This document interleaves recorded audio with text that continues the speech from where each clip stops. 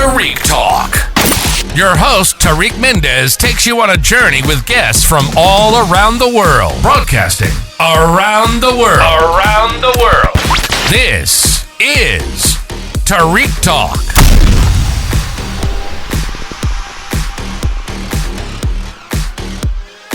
All right, guys, today we have Josh Urso here. He's a fellow artist. We're neighbors at ART150. Artsy neighbors, right? So thank you so much for being here today, Josh. How are you? I'm pretty good. How are you doing? Good, thank you. So do you want to start by telling us a little about yourself? Yeah. I went to school originally for engineering, then changed into product design while I was at school. When I got out of school, I started doing furniture design and went into making my own product line of furniture. Did that for around 20 years, and my furniture was very artistic and sculptural. Yeah. And it kept on moving, progressing more and more towards the sculptural, less functional. Yeah. And eventually I was like, why am I dealing with this furniture aspect? Yeah. Why don't I just go into the purely sculptural? Yeah. And so that's why I've changed now into just sculpture. Oh, wow. I was kind of tired dealing with with furniture you have load ratings and fire ratings and all these like necessary things you have to deal with, which became difficult when you're trying to do more of like art piece furniture. And I was just I'd done it long enough and decided to move on. And so now I'm doing, purely sculpture, concrete and stone-based sculpture. Oh, that's so fascinating to hear you say that, because now like I'm thinking of like a cool, like the sculptures that you do now, they're so minimal and modern. Yeah. But like maybe like a cool cow, you know what I mean? Like something cool. I love a previous guest of mine on the episode, we were talking to Zara, and we were talking about, because she told me how she loves like a sculpture to be functional, where I prefer just the aesthetic. So I would not mind buying a couch that I can never sit on, just because it's beautiful. Like I will like willingly sacrifice for the beauty. And she's like, oh no, I need, I need to have both. But that's so funny that you said that, because I'm kind of like that too. Like I love for the beauty, for the aesthetic. You know what I mean? Like for the art to be art in a way. Yeah, it was like sometimes you just want something just for the beauty. You don't need to have it being functional at all. Exactly. It's like, it has a function. The function is it's beautiful. Exactly. That's all you need. Yeah, why not? Yeah. And do you want to start telling us a little bit about your creative process? Well, when my sculpture that I make, I cast concrete, or I sometimes find concrete blocks from demolition sites. Oh, wow. Or I take stone. Yeah. There's a guy I know up in Vermont who I get some Vermont marble from. And once I have the piece, be it I cast, when I cast the concrete, I make a mold. Then I cast the concrete. Then I disassemble the concrete or the stone with a sledgehammer. Oh, wow. After that, I pick and choose which parts of it I want it to remain. And also when I am, disassembling the piece, I do have some control over where I want it to break. So if I want this side broken and this side not broken, I can do that. Oh, wow. But there's also, when it is breaking, you don't have complete control, which I like. I like the randomness that happens and whatnot. And actually, even since when I was doing furniture, all my pieces have been involved with, some aspect you can't control. You can give the impetus to it and get it started, but the final product, you have, control over the whole basic form of it, but the little minutia you don't have control over, which I really like. Yeah. So after I disassemble the piece, I then go in and paint it how I see fit, and then I reassemble it. That's that's beautiful. The quick tour.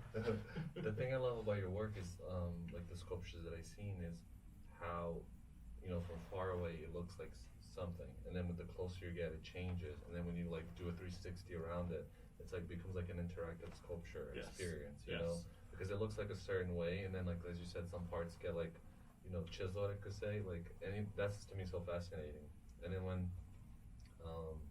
back when we had that group show last year, I remember like seeing people interact with it and kind of like walking towards with like their phone, and the closer they got, they saw that it be changed. They like everybody did the, oh wow, I didn't know it was like that from back there. You know what I mean? That I love. I totally agree. It's like, from afar, far Yeah. away, it looks like one way, but as you get closer, it's like you see these little random cracks form that you didn't see before, or the color changes. Yes, yeah. When totally you're agree. creating your work, are you like actively thinking about the visual experience of the viewer?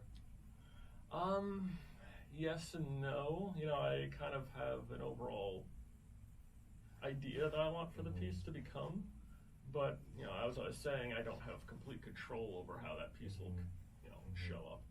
And I definitely make pieces when I'm like, no, that does not look good. I'm not happy with this. And it's like, sometimes I can do something with it to make it work, and other times it's like, well, this is going in the trash can. It just didn't work out how I was anticipating. So that was gonna be one of my questions. So when you start working on something, because I'm kind of like that too, like, because like I had so many guests that their creative process is different when they start working on the piece. So as you mentioned, when you start creating something and you really hate it, you don't like how it's going, are you willing to put it aside, or you just say, okay, no, like let me just toss this? I do both. You do both? Some pieces I just put aside. Like I actually have a piece in my studio right now that I started, and it was going to be, around a 6 foot tall piece, and I remember from JCast, right? Yeah. I remember we were discussing that. Yeah. And How did that go? It's still sitting there. Okay. I got like 2/3 of it done. Oh wow. And I'm just not quite. Right now, I'm not liking the way it's going. Yeah. So it's just been sitting there in the corner, and I'm deciding what I want to do with it. Am I gonna, finish it? Am I gonna throw it out? Am I gonna change it some way to make it work? Yeah. But right now, it's just not speaking to me, and so it's just sitting there. And I've done that with other pieces where they just sit there. I've had a piece that was like sitting there for like 2 years, and then I came up to it one day. I was like, "What if I do this?" And it worked out great. So, but then other times, I just like So do you goes in the trash can. I'm like that too. But like over time, like probably like the last 4 years, I've like started to like keep it and kind of be like, maybe I'll figure something out. So a lot of times for me, like I've just started ripping pieces from other sculpture, use that for future sculptures. Yes. Well, that took me like a long time because my first emotion was anger. Oh my God, what a waste of time. Where's the sledgehammer? Like this, darn sculpture or whatever. Yeah. But do you think having like especially for your work and your sculptures, do you think like being an artist with a art studio space? I ask this because I get a lot of questions from young artists saying, should I get a studio space? Does it really matter? Blah, blah, blah. Do you think being an artist with an art studio space like helped your medium and your work and your inspiration in a way? 100%, yeah. 100%? Yeah. Before, when I was doing the furniture, we had a studio out near Giant Stadium. It was in a big commercial warehouse. Oh, cool. And we had a back corner. And it was great because we had, it was a very large space. Yeah. And we had some machinery that we could have access to that was part of the warehouse we're in. But we were the only studio. There was nobody else working there. Oh, wow. And you'd go there late at night or on the weekend. It would just be you, and it's kind of hard to, in my opinion, get the creative process really flowing when you're in a situation like that.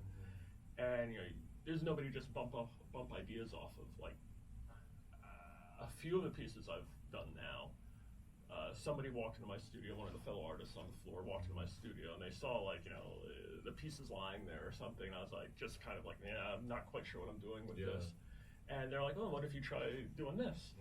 And, and it may not, usually I don't do exactly what they were talking about. Yeah.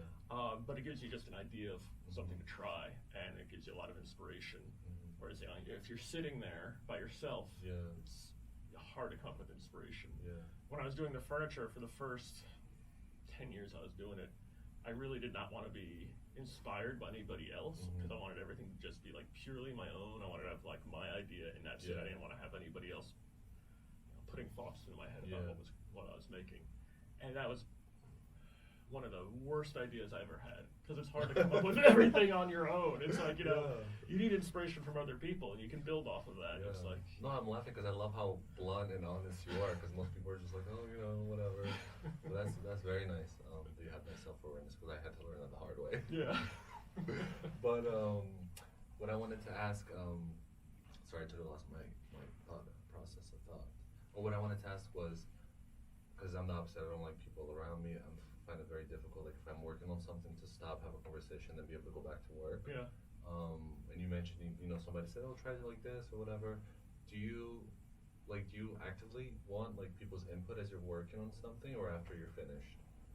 I don't know if I actively want it while I'm working on it.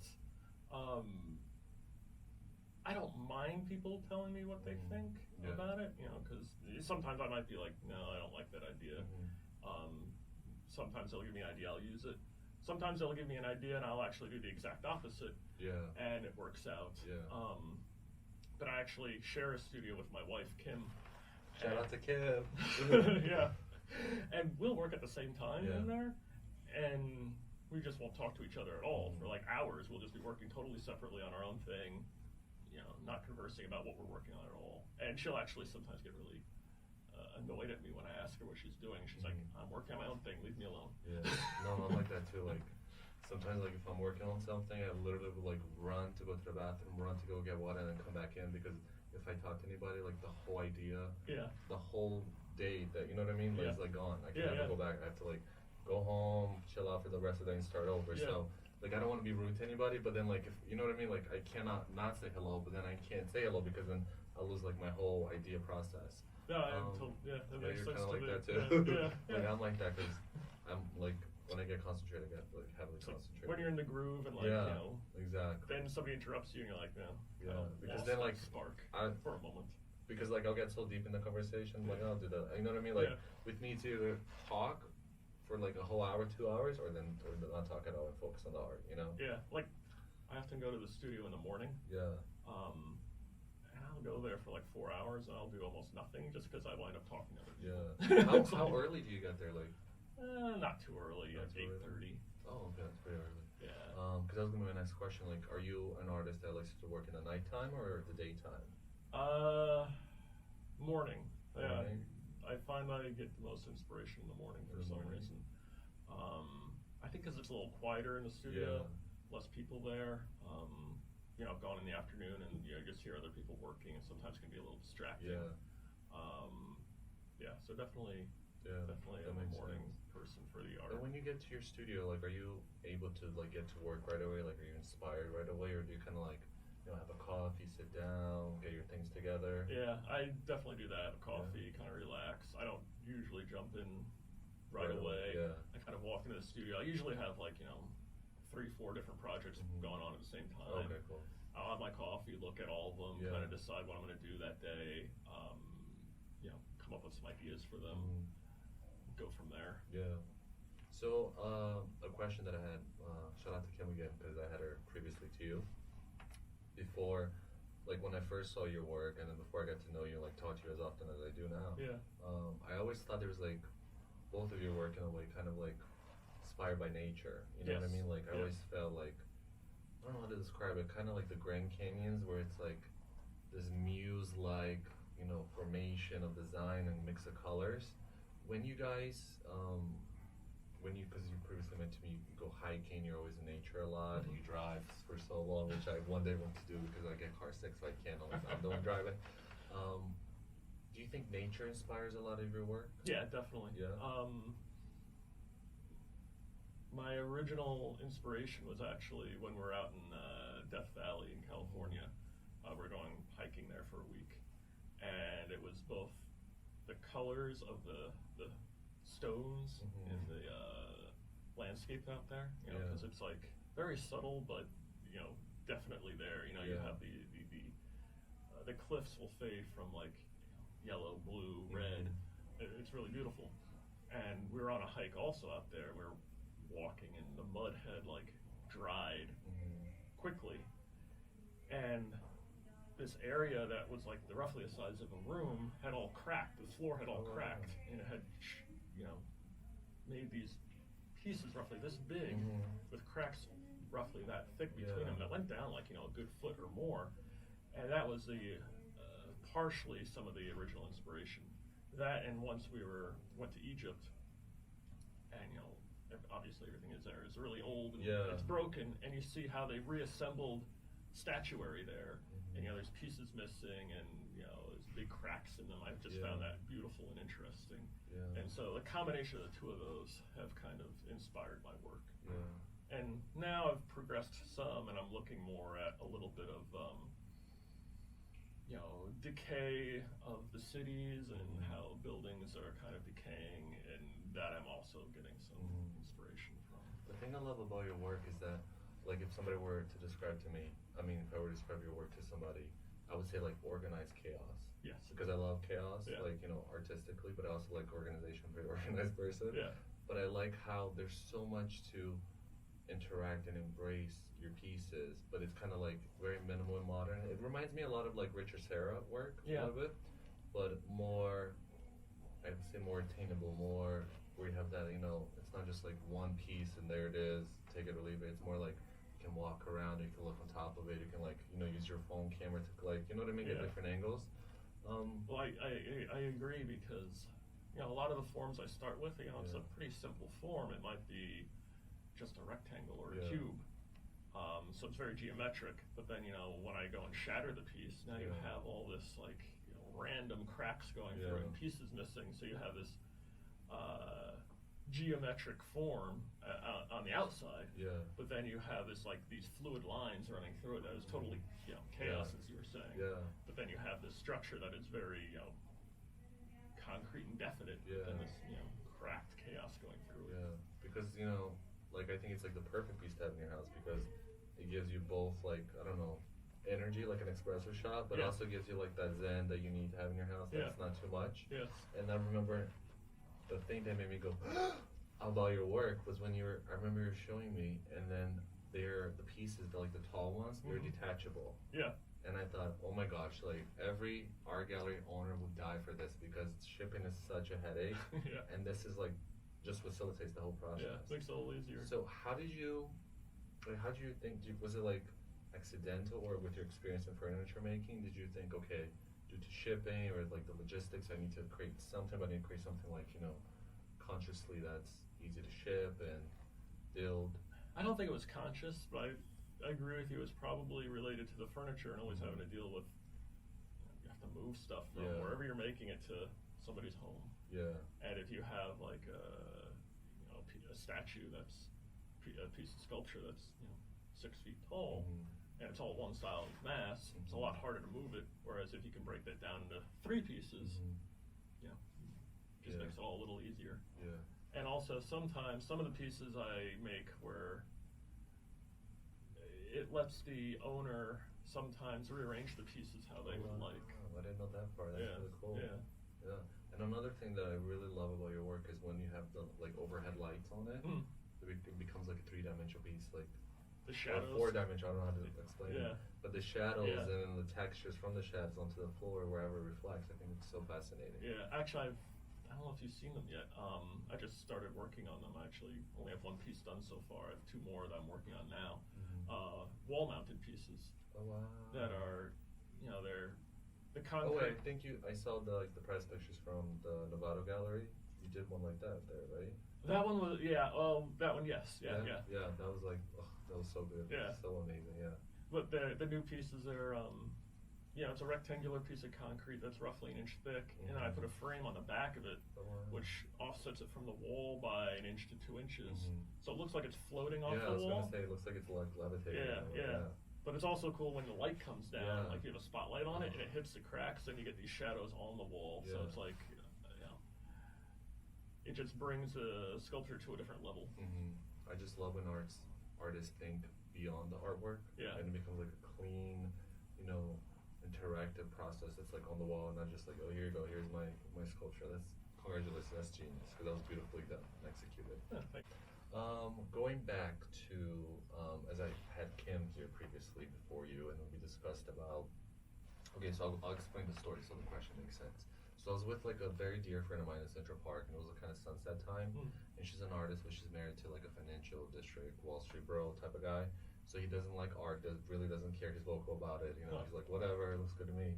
So when we were walking in the park, like the way the sunset was hitting everybody and creating shadows, I remember we both looked at the ground, and then I said, this reminds me of Kara Walker's work, because of the shadows. And then she said, oh my gosh, like, I always I thought the same thing, but I didn't say vocally because I said these things so many years to my husband, but he never gets it. He just ignores me. That I just stopped vocally saying it. Really? And then we had this like discussion about, you know, artists being in a relationship with artists and artists not being in a relationship with artists, and a lot of artists, you know, love to be able to like vibe off each other and be like, hey, do you see? And they're like, oh my god, I get it. You know what I mean? Yeah. So how do you?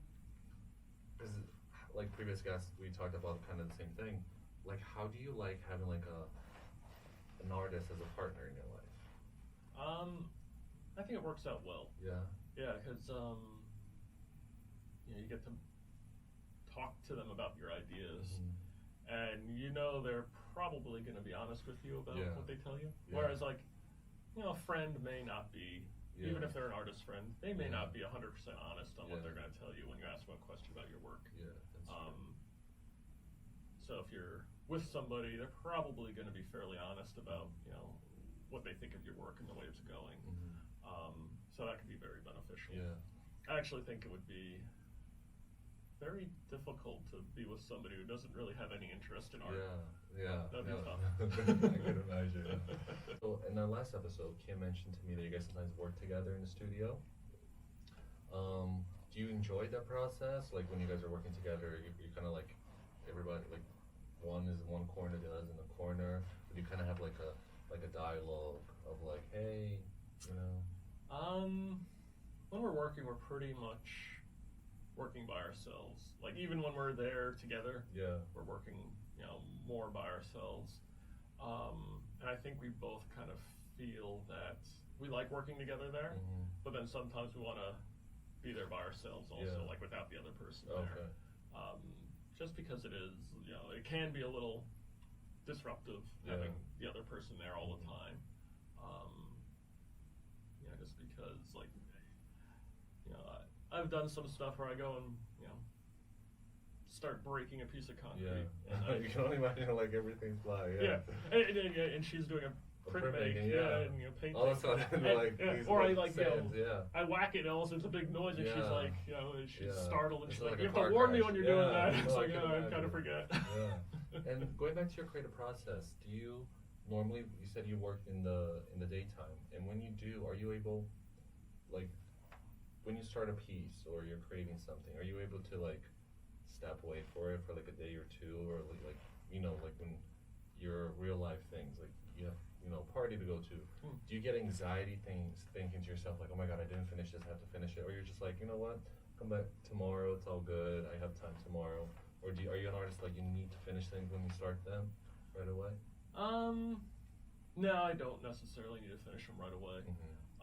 Like most of my pieces take roughly 2-3 weeks from beginning to end. Oh, wow. Larger pieces are longer, but like the minimum is you're talking in a 2 to 3 week time period just to get one piece done. So I guess just because of that, you know, I'm not like that much needing to do it, like get it finished right away, because I can't. I do though, like when we go away on vacation, you're gone from the studio for like 2 weeks. I start, wanting to get back into the studio and getting to work again. That I definitely feel. Do you get like that excitement, like, oh my gosh, I've seen so much? Yes. Yeah. You want to get back and try it and be like, I have this new idea that I got from doing this hike, or, you know, wherever you may be, or you go to a museum and you see something and you're like, I have this new idea I want to try, and you're like, but, you know, I'm wherever, and I'm not going back to the studio for another week or two, and you're like, I want to get back there and get to work. And do you keep do you write down your ideas, or take pictures of things? I don't. I keep it all in my head. In your head? And like as soon as you get the idea, how long does it, for me, for example, like I'll let the idea incubate until it's like a finished product in my head, and I'll try to like emulate that into the real world. Yeah. Do you, like, how soon until you get an idea in your head that you're able to like start work on it? Is it like right away, or you just like kind of let it like, you know, cook a little bit? Yeah, it depends. Like I have some ideas I might start like, you know, within a few days of thinking of it. And other times it'll be like, I still have an idea I want to try, which I came up with in the fall, and I haven't done it yet. Yeah. So it might be a long time. And then there's other times where I come up with an idea which I think is really good. Yeah. And I keep it in my head, and I just forget what it was. Oh, okay. And it's like lost. Yeah. No, I thought you were gonna say like sometimes I have an idea that I swear it's like the most amazing thing that you do, and you're like, oh. never mind. Oh, that happens too. Yeah, yeah. It's like such a heartbreak because you get so excited. Yeah, you know? yeah. But I you also feel like, you know, if you keep on turning it over in your Yeah. head, sometimes you can work that out in your head, and you're like, you realize like maybe that's not a good idea. Yeah. You know, or Yeah. so you don't waste the actual time making it. No, totally. Since starting this podcast, I get like a lot of messages from young artists to ask questions to the artists that I'm interviewing. Mm-hmm. How would you, like, one of the main topics and one of the main questions that I get all the time is like young artists saying, you know, I want to be an artist, I don't know what to do, like what's the first step that you would like give advice to them, like, to take? That's a good question and a tough question. I mean, it could be like anything, just like go for it, just start, you know. I think you definitely Nothing too just have much. to like, just start, and like even if you don't have training, just Mhm. you know, try the ideas in your head and start developing them, and then you can go on, you know, to get Mhm. training from there. Also, I think if you have like, you know, an artistic block, you know, you can't think of any ideas right Mhm. now.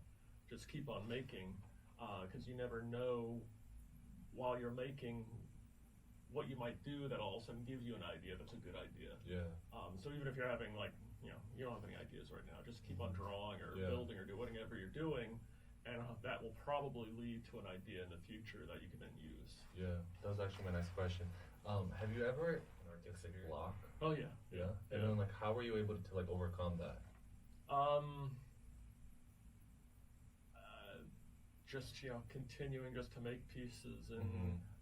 hope you might make a lot of bad pieces when Yeah. you have an artistic block, but hopefully that, you know, one of them will, you know, give you inspiration for something else. But I remember like back when I was doing furniture, I had a block that was like almost a year long. Oh wow. Yeah. Like I just felt like I couldn't come up with any new ideas. Yeah. Oh wow. Yeah, that was a little. And were you like actively working through it, or? I was. Yeah. I was. And you know, furniture side's a little different because a lot of it's a little repetitive. You know, you're not always making a totally Yeah. brand new piece.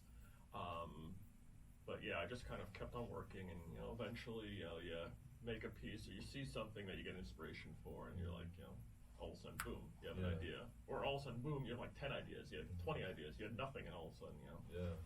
Oh, that's so fascinating.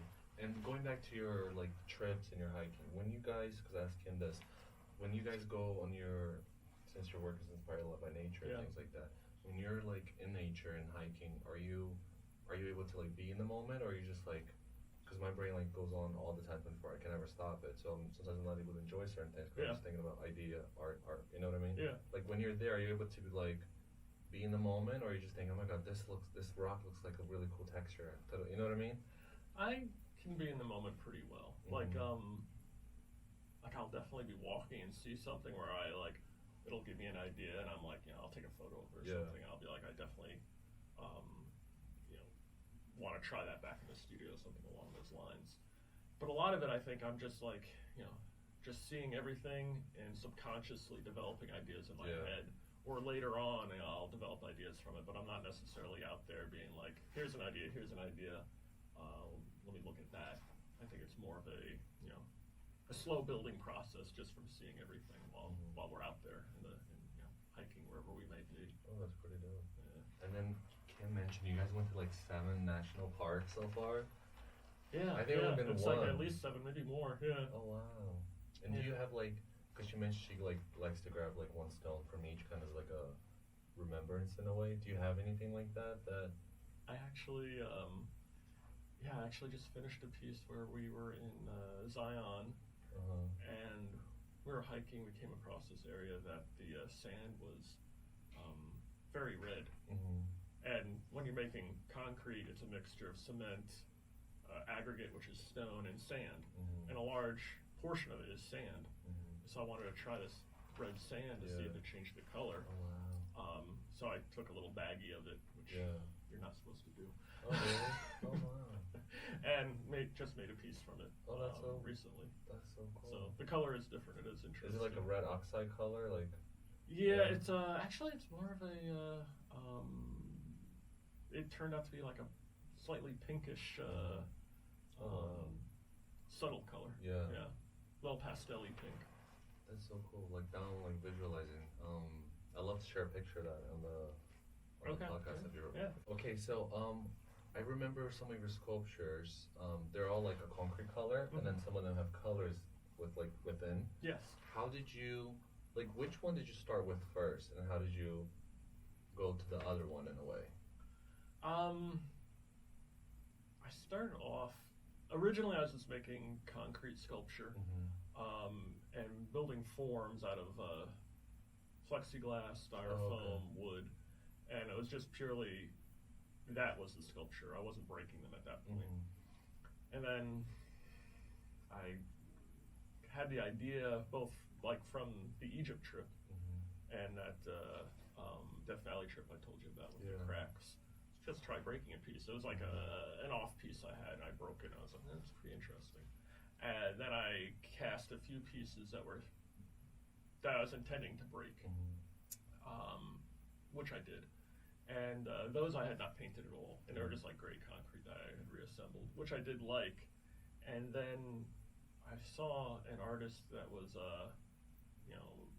painting some. It was totally different than what I'm doing, but it was. He was painting some stone sculpture work he had, which just kind of gave me the idea of, well, what if I had some color here? And that's kind of progressed to like, painting in the cracks and going from there.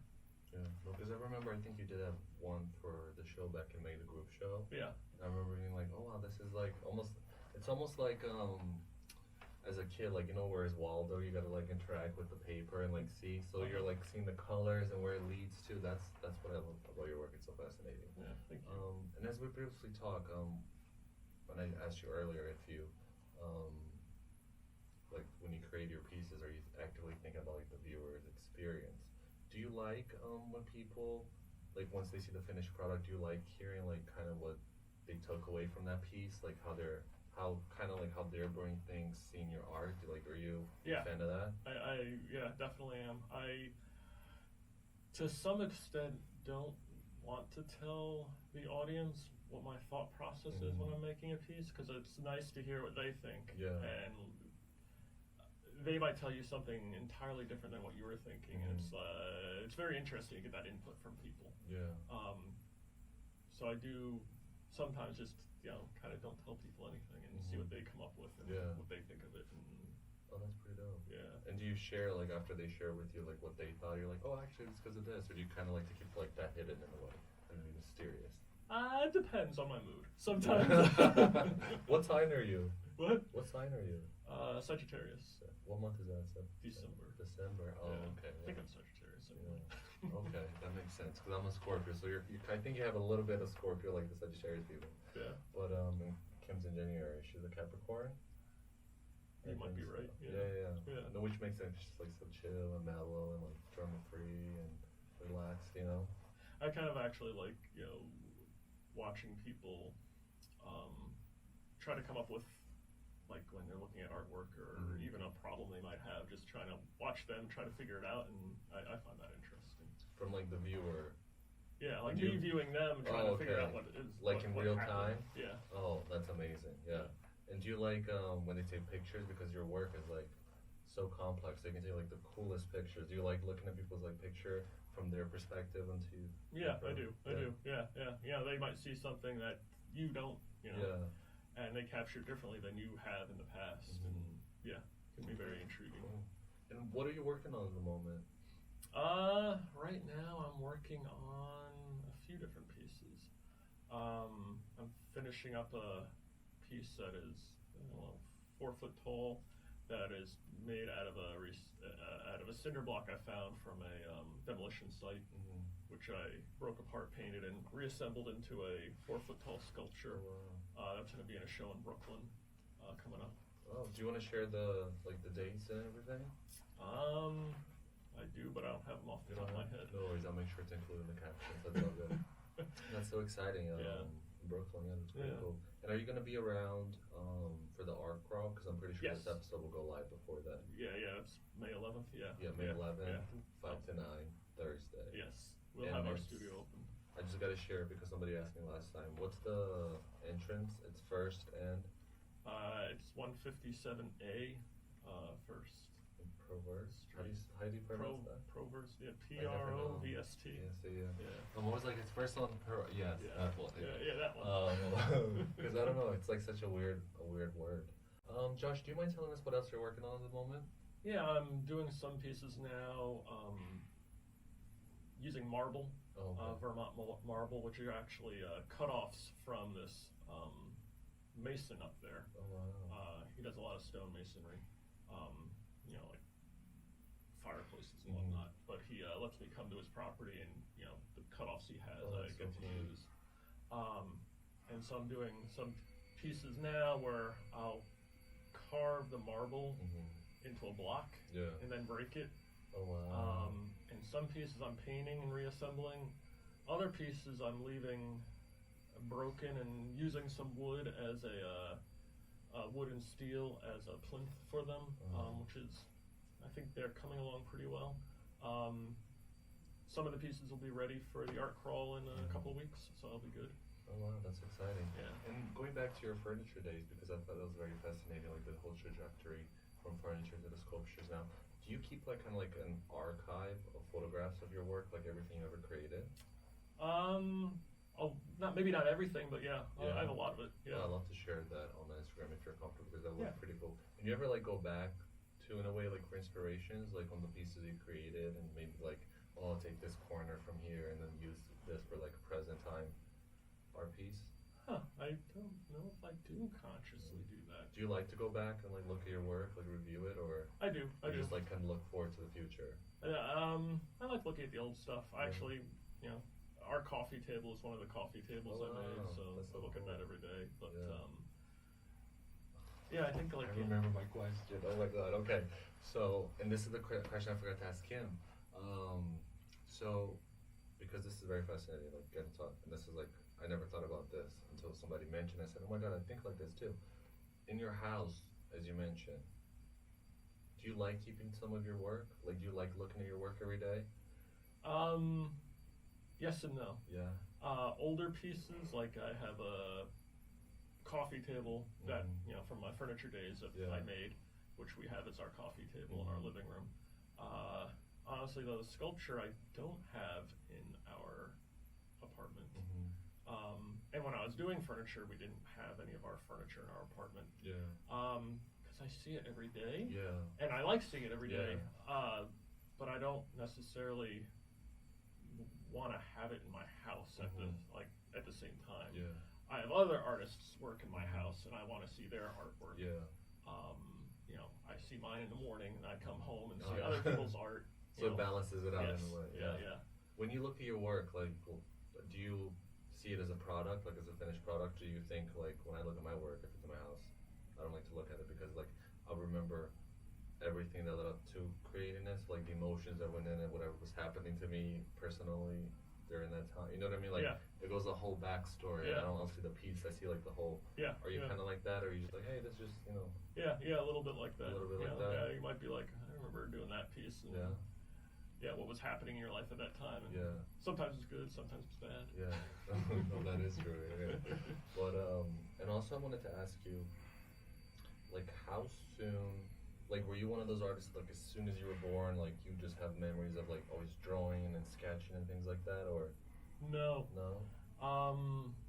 I did draw when I was little, but not that much. Yeah. I was kind of, I guess, looking back, always interested in art, but wasn't really pursuing it that much, or really at all.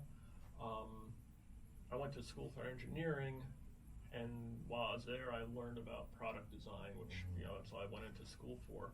But, I went, freshman year, went to apply to product design, and they're like, all right, let me see your portfolio. I'm like, I don't have any portfolio. So I had to make a portfolio to try to get into design. And honestly, before that, I had never really drawn that much at all. And so it was a little embarrassing, like, freshman year of design, like, like, hi. People with, like, all these people I've been drawing for their whole life, and I'm there, and, like, drawings are pretty horrible. Like, the first project we had to do was a self-portrait, and that was a total disaster, I remember. Oh my gosh. It did not look good at all. Do you have any pictures or anything you keep during those years for yourself? I don't. No? No. That would be like fascinating to look at, like, Yeah. you know, the early work and then compare it to now and see if there's like little pieces that show up in present time to your work. Yeah, like I remember a lot of the stuff, but I don't think I really have any photos of it. That's fair. I know, I think like a retrospective would be dope of your work because it's so diverse and so different. You know, it's almost like every era was like a complete different thing. Yeah. You know, and everybody nowadays is like kind of like reinventing themselves as an artist every 10 years. Like, well, let me do this, let me do that. I And you did it so like well, so executed like subconsciously in a way you weren't like trying to, but you did it. That's really cool. Yeah, it's like, you know, kind of just doing what I want to do at the moment. And do you, when it comes to idea, are you, like, how do ideas pop in your head? Like, do you have to be in motion? Do you have to be in nature or somewhere urban? Like, have you noticed, like, your best ideas come when you're doing, like, a certain thing? For me, it's like when I'm in motion, like when I'm in an airplane driving. Or something like that. It depends. Like, you know, sometimes, like, I'll just be, driving or sitting in a coffee shop and an idea will just pop into my head. And how does it come to you? Is it like a finished product, or is it like kind of pieces or colors? It kind of is a finished product, but then usually I think about it and I change it, you know, because, you know, usually the first thing that pops in your head maybe is not the best thing. But it gives you an idea of where it could go with something. So a lot of times, like, before I go to sleep, I'll just be lying in bed thinking about how to develop a piece. And a lot of times, a lot of ideas will pop in my head then, and I'll kind of just develop them while I'm lying in bed in my head. And do you ever like have an idea and think to yourself, well, this is not really that interesting to pursue, and then maybe like a year or just a few months later, you see somebody else with the same idea with the finished product? Did that ever happen to you? It has. Not with the sculpture so much, but back with the furniture idea. Yeah. Oh my god, it's like the craziest. It is. It's like an outer body experience. You're like, what? Right? It's almost like we share this like iCloud creative consciousness that's like floating, and we input ideas and take out ideas, right? Yeah, it's like it is interesting, but also annoying when you're like, I had that idea. Yeah, I could have done that idea. I could have done it better. Right? Yeah. No, I understand what you're saying. Or you have the idea, and you know you had it, and you actually made it like 10 years ago, and then all of a sudden you see somebody now doing the same thing, and you know they're getting all this acclaim for it. And you're like, I had that idea 10 years ago. But it's like one thing if you do it and you never like put it like on social media or like advertise it, and like somebody does it, it's like, oh, what a small world. That's weird. But like when somebody does it after you advertise, put all this work, oh my god. Well, I'm not even going to do that. You've had that happen? No, you'll see something soon. Many times, unfortunately, but that's what I would suggest to artists, like knowing the business side of art. And have a strategy, like a business strategy, and having like, let's say like a lawyer and retainer to take care of things when you need to. That aspect is kind of the hard part about art. It's like, you're an artist, but as an artist, you also have to be, somewhat a lawyer, somewhat an accountant, a media person. Everything, you have to do advertising, you have to do all these other things that, well, maybe you do, but I personally don't really want to do. I just want to do the art aspect, but you have to do everything else too, which can be a little bit of a drag. No, definitely. And I remember my other question was, because you said you like went to school for engineering first. Are you able to like when, like for example, when I have to do my business day where it requires like documentation or email or like Zoom meetings or in-person meetings, I can never do art on that day because like my brain is so focused like on the business side, and if I'm doing art, I cannot go do math. Like that's never gonna work. Are you able to do both in one day, or do you like do one day one theme and then the other day another day? I usually can do both on the same day. Oh wow! Yeah. Congratulations, that's genius. And I think that's also partially why I do the art in the morning. Yeah. Because then in the afternoon I can do the obligations which are not art related. Be it like updating the website or the business aspect. But I find if I do that before the art, that I can't do. I need to do the art first during the day, and then the other things later. Because the other parts I find just I don't know, ruins my mood for making art. Have you worked in the nighttime and then switch back to the morning, or to you it doesn't really matter? Because you said like you and Kim sometimes work together and you guys work separately. Are you kind of like do you kind of schedule your art time with the daytime, or just like when you have time or when you're inspired by? Pretty much when I have time. Yeah, when you have time? Okay. Because like when I have to do something very hard, I go for nighttime. When I have to do something that I know I can complete it, it doesn't have that much thought, I can just like get in the zone and finish it daytime. You know, how do you program your art, or are you just like spontaneous with it? I'm just kind of methodical about it, you know, just go pretty much every morning and just try to hash things out, hash ideas out, and you know, some mornings it's very productive, and you know, work on 3 different projects, maybe get 2 of them done, come up with an idea, start that, and other days I'll go and do pretty much nothing. Oh, wow. You know, I'll be there for 5 hours and almost get nothing done. Like other artists, like they really beat themselves up, like they really have to, like their creative happiness is how much quantity they're creating and supplying for their studio. Do you think like that, or for you it's like the process? For me it's more the quality. process. Yeah. Process, quality, you know. Yeah, I'm not looking to churn out a whole lot of pieces necessarily. More trying to make the piece that I want to make than that's how I get joy out of doing it. Yeah. Yeah. And where do you see yourself like creatively, like in 10 years? It's a good question.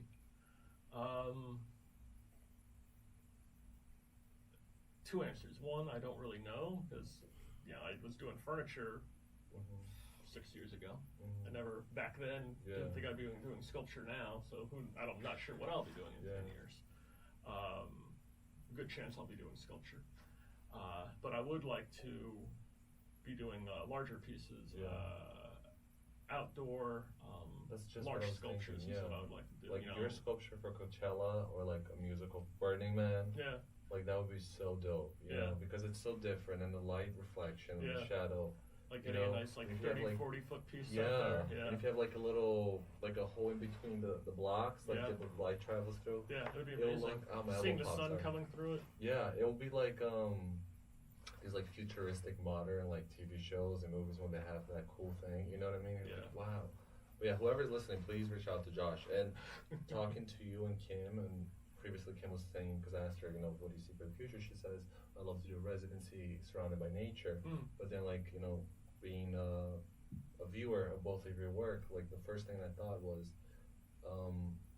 the textures of both of your work. It reminds me a lot of Iceland.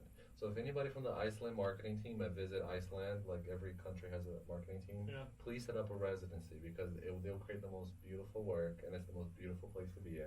I'd love to go to Iceland. It's like you're in like Mars. Like people ask me, like how would you describe it? It's like you can't. You have to visit. It's like I'm never gonna waste time, because it's just so amazing. Like a rock. It's like when you pick up a rock, it's like a rock inside of a rock with like. It's like I can't. Like I'm speechless. It's like the most. It's like you literally travel to a different planet, you know, everything. But it reminds me a lot of like the textures there. That's on my very short list of places I'd like to see. Yeah. Oh, and I also wanted to ask you.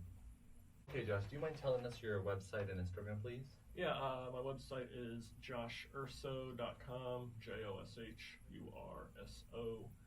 and my Instagram is Josh Urso Design. Perfect. And we had previous artists that had people reach out to them, so I always make sure to ask. Are you open to like commissions? Can people just like reach out to you on your website or Instagram? Oh yeah, totally. Yeah. All right. Like, awesome. So, if I don't like your idea, I may not want to do it, but I'm definitely open to the conversation. Why not, right? Thank you so much for coming on my podcast. I'm so glad we finally were able to sit down and have a really cool conversation together. Yeah, thank I really you. appreciate you being here. I definitely look forward to meeting again and discussing like maybe like 6 months a year from now, seeing what you're up to then.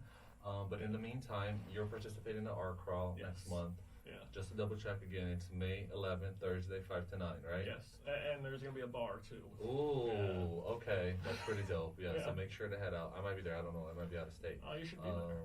Yeah, I hope so. I'll definitely try to stop. But it's an amazing event.